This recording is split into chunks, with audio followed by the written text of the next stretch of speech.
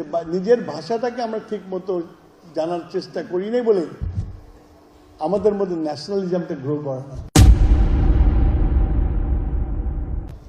স্লোগানের থেকে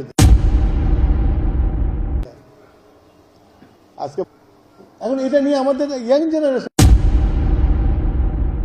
gen Z they are proud of it. আমার ব্লিডিং হয়,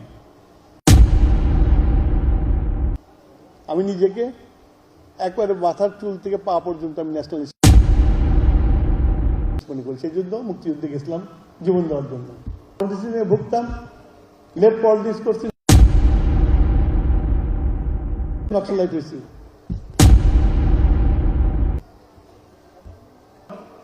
নতুন ওয়ার্ড পাচ্ছি আমি। It is the failure of the teacher.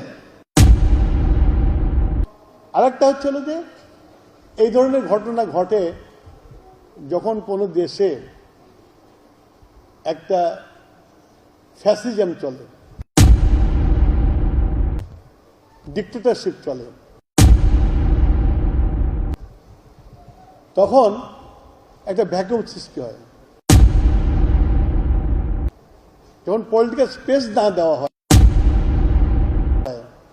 যেমন আমরা বিএনপি ছিলাম, ওই ডিক্টেটর যদি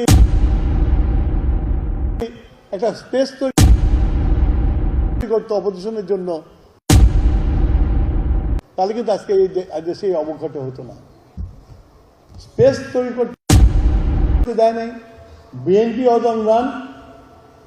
আর যারা নাকি উগ্রপন্থী, এক্সট্রিম রাইট, তাদের কিন্তু এক্সেস থাকে প্রত্যেকটা বাড়িতে ঢোকার।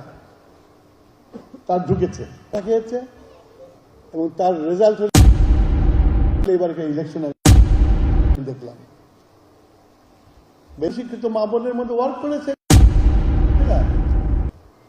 They believe in it. ভোটের প্যাটার্ন এরকম হওয়ার কথা, সারা দেশে ভোটের প্যাটার্ন এরকম হওয়ার কথা না। আমি এখন এই ভাষা দিবসে শুধু যে প্রোগ্রাম করলাম, কালচারাল প্রোগ্রাম করলাম, এটা করলে কিন্তু হবে না। আমরা কিন্তু রিয়াল থ্রেটের মধ্যে আছি। মেবি আমার জন্য I am in my fag end of life,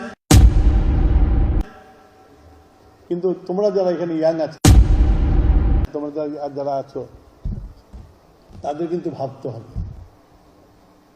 নাহলে কিন্তু আস্তে আস্তে